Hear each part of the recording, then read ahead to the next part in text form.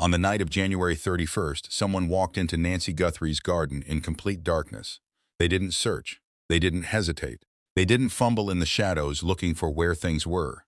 They moved with the kind of certainty that only comes from one thing: knowing exactly where they were going. And that detail, that single quiet detail, tells us something about who took Nancy that most people haven't fully grasped yet. The person responsible might not be a stranger at all. By the end of this video, you'll understand why one of the most important clues in this case isn't the doorbell footage. It's not the blood. It's not the DNA sitting in federal laboratories. It's the way someone moved through a garden they'd walked through before. If you're new to the Crime Journal, subscribe right now and turn on notifications. Because we don't stop. Not until Nancy comes home. Let's start with what happened at the rear of Nancy's property. Because this detail has been largely overlooked, and it's one of the most telling in the entire case. When Savannah Guthrie finally spoke about her mother's disappearance after 2 months of silence, the first thing she emphasized wasn't the front door. It wasn't the doorbell camera footage that the FBI had plastered across the news. It was the back of the house. Multiple rear access points were found deliberately propped open. Not broken, not forced. Deliberately propped, using objects positioned with intention to keep those doors and gates open. And by the time family arrived the next day, those objects were still there, still doing exactly what they'd been positioned to do. The family's first thought was medical. Maybe paramedics had propped the doors open during a medical emergency. That was the explanation that made sense to people who were still trying to make sense of what they were seeing. Then they saw the blood. According to reporting that built on Savannah's account, the objects used to hold those rear access points open weren't brought from outside. They came from Nancy's own garden. Items she had placed with her own hands, kept in specific locations around the property she'd tended for decades. Someone had lifted them, moved them, repositioned them to create clear pathways. Not one pathway, multiple pathways. Think about what that means operationally. You don't prop open multiple exits unless you're planning movement, unless you're anticipating more than one trip through that space, unless you're creating a clear route or routes before anyone has to figure it out in an emergency. That's planning. That's forethought. That's someone who understood the layout well enough to improve it. A stranger who breaks into a home doesn't think about rear access points. A stranger doesn't have time to improve exit routes. A stranger grabs and goes. But someone who knew that garden, someone who had walked that property before, they would think exactly like this. They would move with purpose. They would take the time to make sure the way out was clear. Now let's talk about what happened at the front of the house, because this is where the behavior becomes even more specific. Nancy Guthrie was 84 years old. Every single night, she removed her hearing aids. Once she did, she was effectively unable to hear anything happening around her home. She wouldn't casually open her door to unfamiliar sounds in the middle of the night. She wouldn't move toward the door unless she had a specific reason, a voice she recognized, a presence she expected. And yet at some point between midnight and 2:28 a.m., Nancy went to that front door. According to the evidence documented in early case reporting, there were no signs of forced entry, no broken glass, no damage to the frame, no indication of a breach. The blood found at the threshold tells a story of a confrontation, of struggle, but not of someone forcing their way in. The pattern is consistent with contact happening at the opening, not with a violent forced entry. That distinction matters. That distinction tells you something about how Nancy first responded. If a stranger had been at her door, Nancy would have looked through the peephole. She would have been cautious, but someone she recognized, someone she wasn't immediately afraid of, someone she trusted enough to approach even without her hearing aids, that's a different scenario entirely. That's someone she knew. The doorbell footage shows a figure obscured, but it also shows someone comfortable on that porch. Someone who stood there without the visible agitation or uncertainty you'd expect from an intruder. Someone waiting to be let in, not someone expecting to force their way in. Now here's something that's going to hit you differently once you understand it. When family and investigators walked through Nancy's home the morning after her disappearance, they found something shocking in its absence. Nancy's purse was still there, her jewelry was still there, her valuables, the things a burglar would grab without thinking, were completely untouched. The home hadn't been ransacked, nothing was overturned. Nothing was disturbed except for the evidence of struggle at that single threshold. This wasn't someone who broke in to steal. This wasn't someone looking for money or valuables or anything to pawn. This was someone who came for one specific thing, Nancy. Think about what that tells you. A random intruder, someone who picked this house by chance, would have grabbed what they could, would have grabbed what was visible and easy. But whoever did this didn't look for anything else, didn't touch anything else, didn't care about anything else. They came for her, and only for her. That's not a robbery gone wrong. That's not an opportunist who panicked. That's premeditation. That's a specific target. That's someone who knew exactly what they wanted and didn't need anything else. And that changes everything about who we're looking for. Now let's talk about what's sitting in federal laboratories right now, because this is where science meets behavior and where the investigation is actually moving. The FBI's evidence analysis at Quantico has recovered multiple pieces of biological evidence from the scene. According to public reporting in Savannah's account, investigators have identified forensic material that links people to the crime. And what they've found is complicated in a way that matters. The DNA evidence doesn't show a single individual. Reports indicate investigators recovered mixed samples involving multiple contributors. In some cases, separating profiles from two sources is straightforward. More than two becomes significantly more complex. But the pace of advancement in forensic genetic genealogy means that barrier is closing month by month.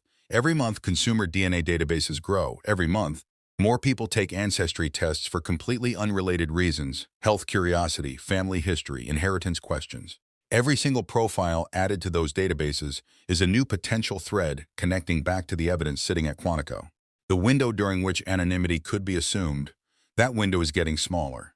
And then there's the genetic genealogy work itself. This is the same technology that helped resolve cases that had gone cold for decades. It's the same methodology that moved the Golden State Killer case from unsolved mystery to named suspect. It takes time, it takes patience, but it works. Investigators are actively building family trees from partial DNA matches. They're comparing genetic markers against expanding databases. They're narrowing down possibilities month by month. Every match eliminates possibilities. Every new database profile creates new potential leads. Let me bring together what we know, what the evidence actually shows, rather than what we speculate. Someone moved through Nancy's garden in the dark with certainty, not searching, not hesitating, moving like someone who had walked that ground before, like someone with muscle memory of that space. Someone deliberately propped open multiple rear access points using items they knew were there. Items Nancy had positioned herself over years of tending her property. Deliberate, planned, not a panic grab. Someone approached the front door in a way that Nancy responded to, that Nancy moved toward, that Nancy opened to. At 84, without her hearing aids, in the middle of the night, Nancy went to that threshold. She did that because someone made her feel it was safe enough to open that door. And the evidence of struggle at that threshold? It shows one person making physical contact with an 84-year-old woman who fought back. The resistance she put up, the will she showed in that moment. All of this points away from a random opportunist. It points away from someone who picked an affluent-looking house at random from a satellite image. It points toward proximity, toward familiarity, toward someone whose presence near Nancy's property before that night would not have raised an alarm. Investigators have not named anyone. The family has been publicly cleared. And we are being careful here. We're describing a category of person in a profile, not making accusations. But here is what matters. The evidence is not standing still. 130 days. That's how long Nancy has been gone. 130 days. And someone is still carrying this secret. Maybe they thought the darkness would protect them. Maybe they thought the time would help them. Maybe they thought the distance would be enough. Maybe they're sitting somewhere right now thinking about all the decisions they made that night. The way they walked through that garden, the way those doors were propped open, the way they stood at that threshold, and thinking none of it would ever be traced back. They're wrong. The profilers who have studied this evidence, who have looked at the behavior and the planning and the familiarity it suggests, they all reach the same conclusion. This will be solved, not because of luck, because of mistakes embedded in the physical evidence, because of DNA technology that's advancing every single month, because of databases that are growing every single day, because of a daughter who will never stop looking for her mother. Savannah Guthrie spent Mother's Day thinking about the fact that her mother isn't here. She spent it writing words that break anyone who reads them. We miss you with every breath. We will never stop looking for you. We will never be at peace until we find you. That's not a case file. That's a daughter waiting. That's a mother who should be here. Nancy came home that night. She had dinner with family. The garage door closed at 9:50 p.m. She removed her hearing aids. She went to bed in a home she'd lived in for decades, a place she should have been safe. And someone who knew that home, someone who knew that garden, someone who Nancy trusted enough to open a door to in the middle of the night, took her. But there is one question that continues to hang over this entire case. Why Nancy? Not how it happened, not where she was taken. Why her? Because if this was random, a lot of the evidence stops making sense. The planning doesn't fit. The familiarity with the property doesn't fit. The preparation doesn't fit. Whoever showed up that night didn't seem like someone choosing a target on the spot. They seemed focused, intentional, like they arrived knowing exactly who they were there for. And if that's true, then the answer to this case may not be hidden in a laboratory. It may be hidden somewhere in Nancy's world, a relationship, a connection, a routine. Something investigators have been quietly trying to understand since the very beginning. Because every major case eventually comes down to the same question. What was the motive? What was important enough to make someone plan this? Important enough to risk everything? Important enough to walk onto that property in the middle of the night? And until investigators answer that question, the mystery remains incomplete. But the moment they do, everything else may start falling into place. One phone call, completely anonymous. $1.2 million. That money's real, is unclaimed. That money is waiting for the person who decides they no longer want to carry this alone. If you have any information about Nancy Guthrie's disappearance, if you know something about who was in that garden, who propped those doors open, who stood at that threshold, call the FBI immediately at 1-800-CALL-FBI. You can also contact the Pima County Sheriff's Department at 520-351-4900.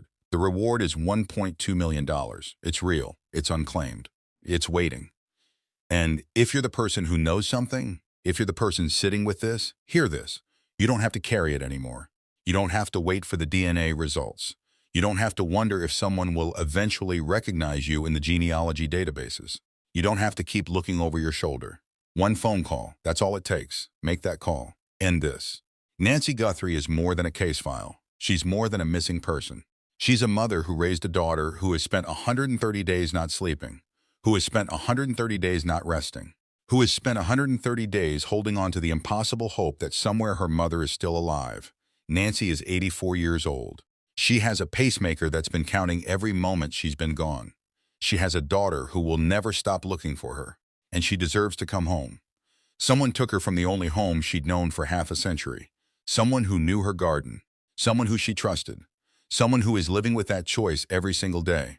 And every single day that someone stays silent, every month that passes, the technology getting closer, the databases getting bigger, the evidence getting clearer. They didn't just take Nancy that night. They took their own anonymity with her. The silence won't hold forever. The secrets won't stay buried. And $1.2 million is waiting for the moment someone finally decides they're ready to end this. Share this video right now. The more eyes on this case, the more pressure on the one person who knows what happened. Nancy Guthrie deserves to come home. She deserves her daughter's peace, and we are not stopping until she gets it. If you're new to the Crime Journal, subscribe right now and turn on notifications, because justice doesn't rest, and neither do we.